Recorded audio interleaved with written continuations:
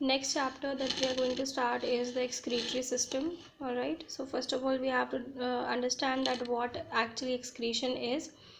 Excretion को अगर हम वर्ड टर्मिनोलॉजी वाइज समझे तो एक्स मीन्स होता है आउट एंड क्रेटे मीन्स होता है flow. All right, so the outflow of any unrequired component from the body is called as excretion. Right, अगर आप डेफिनेशन यहाँ पर देखिए, the process of removal of nitrogenous waste from the body is known as excretion. हमारी body में जो nitrogenous waste यानी कि वो वेस्ट कंटेंट जिसमें कि नाइट्रोजन के बेसिक कंटेंट ज़्यादा पाए जा रहे हैं, उनका अगर हमारी बॉडी में एक्यूमुलेशन हो जाएगा तो they are needed to be eliminated from our body.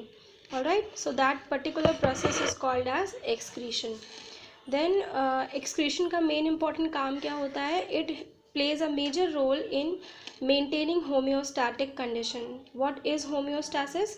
Homeostasis एक ऐसी कंडीशन होती है जिसमें हमारी बॉडी एक स्टेडी स्टेट फेज में खुद को मेंटेन करके रखती है. अगर कोई भी मेटाबॉलिक रिएक्शन, चाहे वो एनाबॉलिक हो या कैटाबॉलिक हो, अगर वो मेंटेन्ड फॉर्म में है, उसमें कोई डिस्टर्बेंस नहीं है, हमारी बॉडी की कोई भी रिएक्शन हो, सच फेज और such duration is called as homeostatic condition. Alright, अगर कोई एबनॉर्मेलिटी होगी तो यही होम्योस्टैटिक बैलेंस जो होता है, स्टेडी स्टेट बैलेंस, ये अपने आप अल्टीमेटली डिसरप्ट हो जाता है. ठीक है, सो इसके लिए ज़रूरी है कि बॉडी के जो वेस्ट प्रोडक्ट्स हैं वो टाइम टू टाइम हमारी बॉडी से एलिमिनेट होते रहें. अगर वो नहीं होंगे then ultimately it will cause disturbance in our body.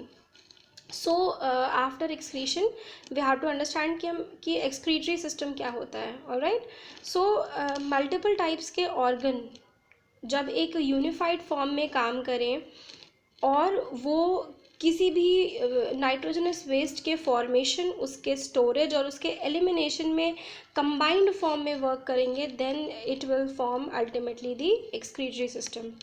ठीक है, सपोज दैट लिवर है, स्टमक है एंड किडनीज, ये तीन ऐसे अलग अलग ऑर्गन्स हैं जो कि यूनिफाइड फॉर्म में वर्क करते हैं और ये नाइट्रोजनस वेस्ट प्रोडक्ट्स को फॉर्म करते हैं, कन्वर्ट करते हैं, उन्हें स्टोर करते हैं एंड देन किडनीज की हेल्प से वो अल्टीमेटली एलिमिनेट होते हैं.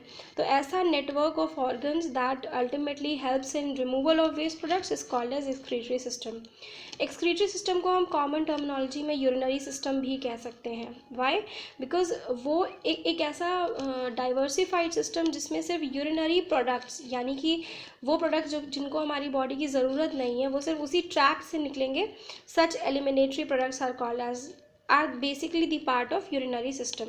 Alright, so next we will try to understand that ऐसे कौन कौन से सब्सटेंसेस हैं जिनका हमारी बॉडी से एलिमिनेशन बहुत ज़रूरी होता है. ऑलराइट, तो सबसे पहला जो कंपाउंड या कंपोनेंट जो एलिमिनेट होना ज़रूरी है that is the carbon dioxide and water.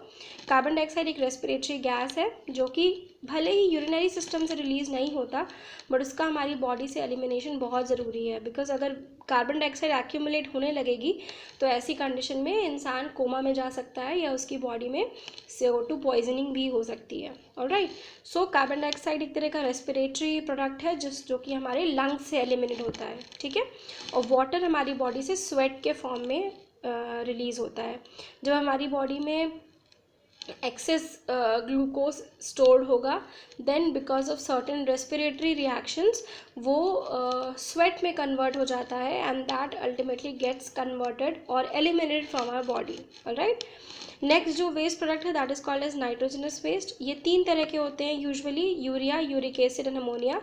हर एक हायर एनिमल या ऑर्गेनिज्म में अलग अलग तरह के नाइट्रोजनस वेस्ट प्रोडक्ट पाए जाते हैं. फॉर एग्जांपल अगर हम अपनी बात करें तो हमारी बॉडी में urea is the primary waste product because इनमें प्रोटीन का कंटेंट सबसे ज़्यादा होता है. वो प्रोटीन, डेड प्रोटीन जो हमारी बॉडी में अब्जॉर्ब नहीं हो सकता या जिसे लिवर प्रोड्यूस कर रहा है, वो अल्टीमेटली इन्हीं नाइट्रोजनस वेस्ट प्रोडक्ट्स में कन्वर्ट हो जाता है. सो अगर ऑर्गेनिज्म में यूरिया होगा that organism will be called as ureotelic. अगर यूरिक एसिड पाया जा रहा है तो ऑर्गेनिज्म कहलाएगा यूरिकोटेलिक.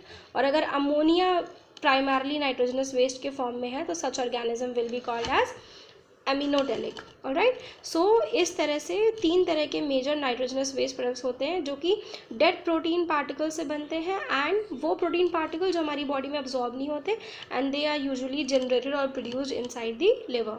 ऑलराइट, अगर यूरिया हमारी बॉडी में बहुत ज़्यादा एक्यूमुलेट होने लगे, अगर आप इस पॉइंट को ध्यान से देखिए, तो अल्टीमेटली इंसान की बॉडी उसे मतलब एब्जॉर्ब नहीं कर पाती एंड ब्लड में एब्जॉर्ब नहीं हो पाता यूरिया, और अल्टीमेटली इस इंसान की डेथ हो जाती है। Alright, so accumulation of urea is highly poisonous for any human being. Urea का जो एलिमिनेशन या एक्सक्रीशन है, it is usually conducted by the kidneys. Alright, next जो वेस्ट प्रोडक्ट है after nitrogenous waste product is are the excess salts. ठीक है, excess salts कौन से हुए? Majorly NaCl, the common salt, जो कि हम सोडियम क्लोराइड अपने घरों में यूज़ करते हैं, उसका एलिमिनेशन ज़रूरी है, बिकॉज अगर एक्सेस अमाउंट के सॉल्ट्स हमारी बॉडी में बढ़ जाएंगे तो वो एनाबॉलिक कैटाबॉलिक रिएक्शंस को में एक इम्बैलेंस क्रिएट कर देगा। तो सॉल्ट का बहुत ज़्यादा एक्यूमुलेशन भी हमारी बॉडी के लिए ज़रूर सही नहीं होता है। अपार्ट फ्रॉम दैट बहुत सारे ऐसे वाटर सॉल्युबल विटामिन होते हैं। विटामिन आपने पढ़े होंगे, दो तरह के होते हैं, fat soluble and water soluble. Fat soluble हमारे जो क्यूटेनियस फैट में स्टोर हो जाते हैं, ठीक है, जैसे कि ADE और अगर हम वाटर सॉल्युबल विटामिन की बात करें तो वो विटामिन जो वाटर में सॉल्युबलाइज होते हैं, ऐसे विटामिन को हम कहते हैं वाटर सॉल्युबल। तो उसमें आता है vitamin B and vitamin C।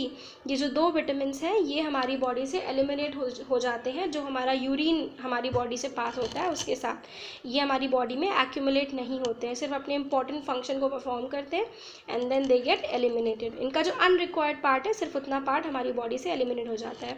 Next water तो है ही है, अगर एक्सेस वाटर हमारी बॉडी में है तो वो भी यूरिया के में मिक्स होकर के हमारी बॉडी से एलिमिनेट होता रहता है। Alright, then bile pigments. Bile pigments क्या होते हैं? RBC की लाइफ स्पैन होती है 120 डेज़ की। आफ्टर 120 डेज़ जो डेड RBCs होती हैं वो एक कंपाउंड में कन्वर्ट हो जाती हैं, जिसे हम कहते हैं बिलीरुबिन। ऑलराइट, सो यही बिलीरुबिन है जो कि यूजुअली स्टोर होता है जाकर के लिवर में, और by the during the digestive system process ये बिलीरुबिन फूड के साथ मिक्स होता है and ultimately passes through the faecal matter और द यूरिन। यही बिलीरुबिन की वजह से हमारा जो यूरिन या हमारा जो फिकल मैटर है वो येलो कलर का होता है, बिकॉज डेड RBCs में हेमोग्लोबिन कंटेंट होता नहीं है, सिर्फ प्लाज्मा कंटेंट ज़्यादा रह जाता है, ठीक है, तो वो ऑलरेडी येलो कलर का है। तो this bilirubin has that yellow colour because of those dead RBCs which lack haemoglobin. Alright, so these were the few substances that are required to be eliminated from the body. सो इसमें से nitrogenous waste product केवल सिर्फ ये 3 हैं, बाकी वो extra subsidiary products हैं जिनका हमारी बॉडी में एक्यूमुलेशन नहीं होना चाहिए। नेक्स्ट अगर हम बात करें कि कितने तरह के एक्सक्रीटरी ऑर्गन्स इन्वॉल्व हैं, तो सबसे पहला है that is kidney. Kidney usually urea secrete करता है। स्वेट ग्लैंड्स होते हैं जो स्वेट को रिलीज करते हैं along with certain salts. Alright, और ये थर्मो रेगुलेशन को मेंटेन करता है। थर्मो रेगुलेशन मतलब अगर हमारी बॉडी में एक्सेस हीट जनरेट होती है तो वो हीट स्वेट के फॉर्म में हमारी बॉडी से एलिमिनेट हो जाती है। नेक्स्ट आदि लंग्स। लंग्स यूजुअली एयर को एक्सपेल आउट करते हैं, और एयर जो एक्सपेल आउट हो भी रही है by the process of expiration, उसमें ज़्यादातर CO2 होता है और कम अमाउंट में क्या होता है? ऑक्सीजन। That's it.